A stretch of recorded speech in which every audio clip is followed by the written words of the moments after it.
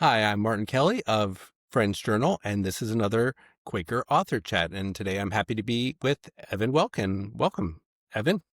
Thank you. Thank you for having me. Sure. Now, Evan, your latest article for Friends Journal is Shining Our Light Before Others, a Quaker's Thoughts on a New American Papacy. And I should give the bio here. Evan Welkin is a member of Olympia, Washington meeting of North Pacific Yearly Meeting.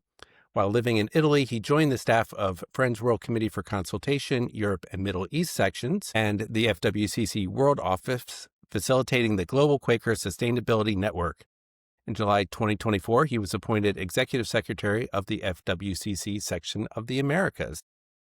So tell me, why did you want to write an article about a new American Pope, a new U.S. Pope? Yeah, so the timing of the papal transition happened to align with a trip that I took to Bolivia this spring, and I found that the threads of conversation that I was having in Bolivia at that time related to my experience of re-entering the U.S., talking with particularly North American Quakers about theology and their understandings of Latin America as I was returning to the United States, getting to know my section here in the section of the Americas. We cover the whole Western Hemisphere. And so all of those things kind of converged on this experience of traveling in Bolivia. And so I felt that this article really was something that came up for me from a number of those different threads. Sure. Well, from the U.S. perspective, the announcement of this pope was sort of a shock, sort of familiarity. Chicago native, a White Sox fan, went to Villanova.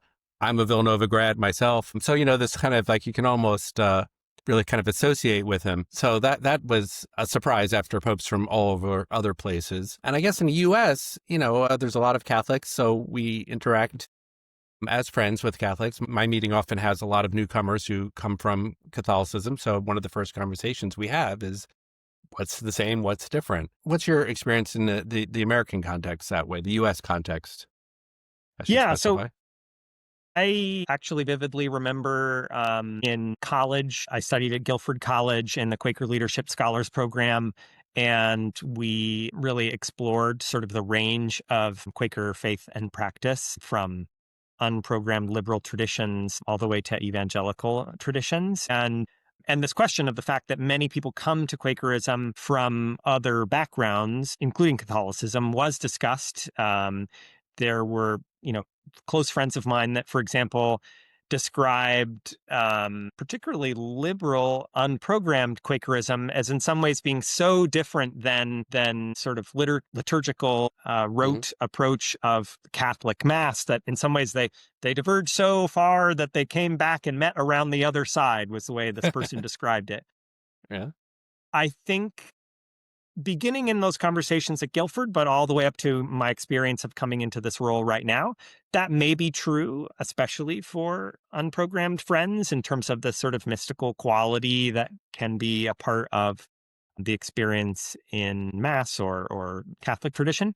I think it's a Hmm. very different question for friends who live in countries in Latin America where the Catholic Church is still so much a part of the power and leadership structure of those countries themselves, all the way back since colonial times. So, part of what I wanted to get at in this piece was that I think there's a difference there in terms of also just the kind of level of charge, or where we may in North America sort of have a kind of more live or let live kind of approach to everybody's faith tradition, and folks are invited to sort of come at spiritual questions from a range of different places. I think the fact that the Catholic Church has been so tied up in governance of the state historically in many Latin American countries means there is a difference in terms of the kind of charge or weight of these conversations, which is what I hope to get at a bit in this piece.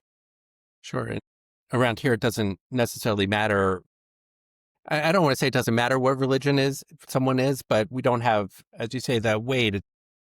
There's no one sort of forcing you to sort of conform to their culture one way or the other. But how is it in Latin American countries? You mentioned Bolivia and other countries where the relationship is much more perhaps fraught between Quakers and an established religion. Yeah. So, I mean, I think I got my first clear signs of this within my first months in my role, and I mentioned in the piece, but there was a casual reference by a North American Quaker to using the shorthand of, oh, this is a sort of liberation theology approach Hmm. to Christian storytelling. Actually, was the context that this person was describing.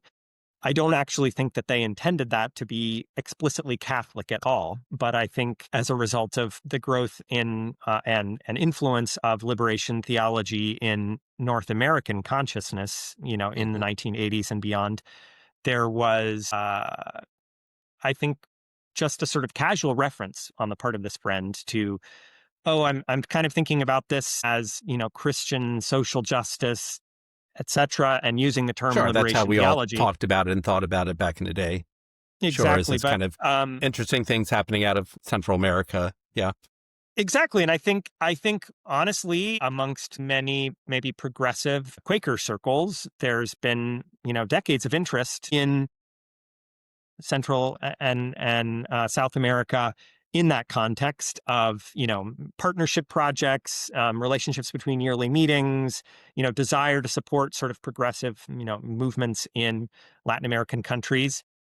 That then therefore struck me in conversation with this friend from El Salvador as I then basically just translated the words liberation theology to that person. And they said, oh, well, for me, when I hear that term, it reminds me of the Civil War, in which my brother was killed, not like progressive approach to Christian storytelling, for example. And that just really struck me and began to encourage me to think more about not just the explicit story we tell ourselves about theology or about progressive politics, but also the wider cultural context, which I think it sometimes gets lost or forgotten. I mean, you mentioned, for example, also like it was kind of a big deal when Kennedy was elected as our first Catholic, Hmm. president. And indeed, just in the space of these decades since, maybe that wouldn't be such a big deal. When Biden became elected, it wasn't really a big issue as it was before during the Yeah, Kennedy 40 years before. administration. So I think maybe these are things that have moved more quickly or changed in a more dynamic way in the North American context, whereas my perception is that in Latin America, it is still challenging to be a religious minority, not Hmm. non-Catholic in Latin American countries. It is still definitely a sort of minority position. And then I also reference in this piece my personal experience is not at all, completely analogous, but I myself spent the last many years living in Italy, in a Catholic country, as a religious minority and a friend. And so I draw some parallels in the piece between, my own experience of living so close to the Vatican at that time and what it felt like to feel that sort of strong influence in my day-to-day life. Hmm. Did it feel oppressive, though, in a way that maybe it does in some Latin American contexts? I don't think so. I think largely because of my personal privilege as a immigrant with a lot of resources and ability to make and influence my own life choices without a lot of concern for the state. I did see other religious minorities in Italy struggle much more, particularly in that time that I was in Italy. There was a huge discussion about the increasing number of immigrants from Muslim countries in Italy and this existential fear of the identity of the Italian culture and the Italian state as a result of immigration, which interestingly I think is a part of what is going on now in the United States as increasingly sort of anti-immigrant rhetoric has been thrown up. I think a lot of that has not explicitly related to anti-Catholic conversation because many of the folks who are targeted from Latin American countries right now are a part of actually growth in the Catholic Church in this country. Hmm. But I do think that there is a subtext to this kind of question of who are we and what does it mean to be American and what does it mean to be Christian, and are there more or less acceptable forms of Christianity that the state basically gets to make a decision about. It's fascinating. This is just reminding me of some of the conversations in colonial eras around slavery and what happens when the slaves were then converted to Christianity. Did we have to free them? Did we have to treat them differently? These were questions that some of the early friends who were slaveholders had to wrestle with, and some of the other different groups wrestling with identity and what happens when we do have Christianity and ethnicity and everything mixing together, and what is our stance to who is us and who is them. And it's an age-old question. And I think at times as friends, and you and I have talked about this over the course of knowing each other these many years, times that we as friends, I think, can try to rest on our laurels or look selectively at our history a little to feel like we've always been on the right side of these conversations or somehow more morally superior. But there has been an evolution in all cases towards, our understanding of slavery. I was just in Jamaica, visiting Jamaica Yearly Meeting last month and speaking with friends about the history of Quakers that held slaves there on that island during colonial times, and that George Fox visited there, and Barbados at times when significant number of friends were holding slaves and participating in the transatlantic slave trade,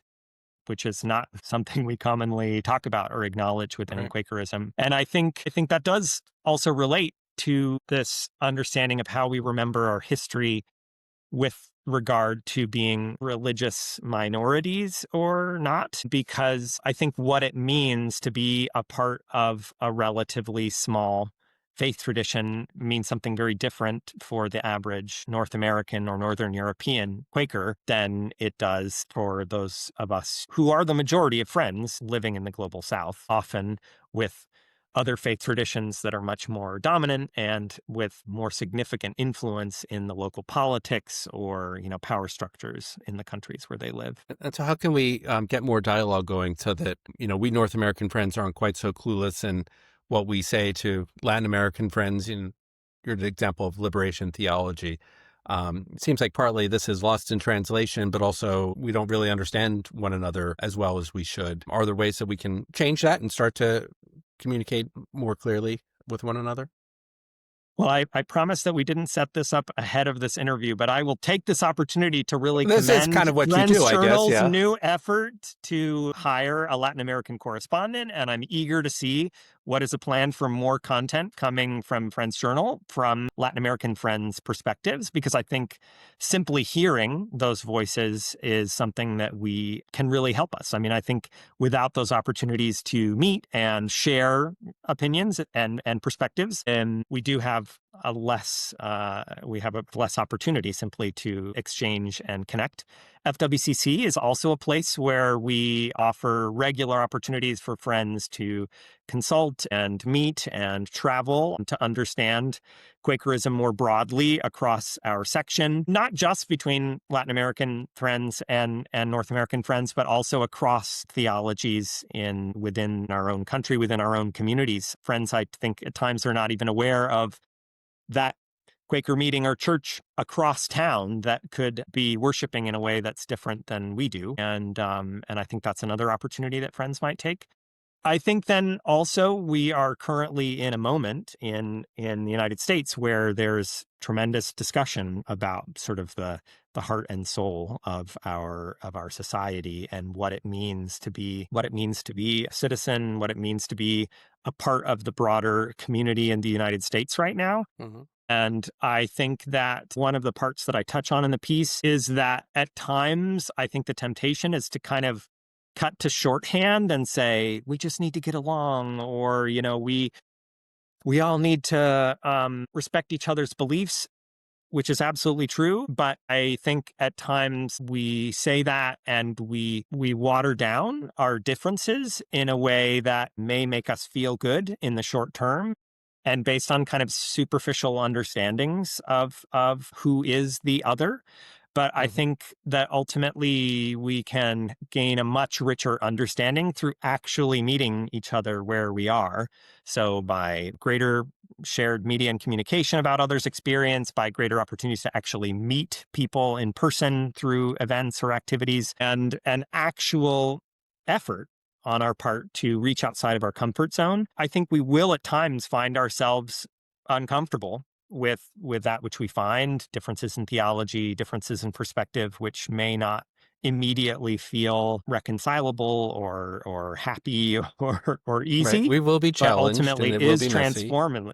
And I experienced that myself living for many years abroad. I don't think everybody has that opportunity necessarily to live so long outside of one's comfort zone. But I think in different ways we have opportunities to go outside of our norms, our sort of commonly expected understandings. And ultimately, I believe that is an opportunity for us within Quakerism more broadly as we reflect on our faith as a whole. I mean, I think friends, particularly in North America, have been asking ourselves questions for some time now about the future of our faith and what's it going to look like to be a Quaker in the next decade, in the next 50 years. Tim G., the General Secretary of FWCC, in a lecture recently, put out some predictions of what he imagines Quakerism looking like in several years' time. He, amongst other things, and I agree with him on this, see that increasingly our leadership and overall face of Quakerism globally will look and be directed more by friends in the global South, where we see the greatest Sure. growth and enthusiasm for our Quaker identity. Yeah, there's a lot. I mean, historically, there's been a lot of parochialism. Living in the Philadelphia area, there was always that thing like, oh, those other Quakers aren't really Quakers. And I think that has been chipping away. And I think there is a more interest in knowing all the different Quakers and really communicating, reaching out. The internet has actually, I think, helped because, we can have more direct communication. So it's exciting to see where this is going. 350 years later, Quakers are still learning and evolving. It's exciting. And indeed, if friends are interested, there are plenty of ways to plug in and learn more about Quakerism via FWCC. And I'd be really happy to speak with anybody and offer as many opportunities as I can to help people get more involved if they haven't already been so. Well, sweet. Well, we'll definitely have lots of links in the show notes for this. Well, thank you, Evan, for taking some time to write the article and then talk with me here about this. It's nice seeing you again. Thank you. Thank you, Martin. Yeah, happy to be here. Really appreciate the chance. Take care. Take care.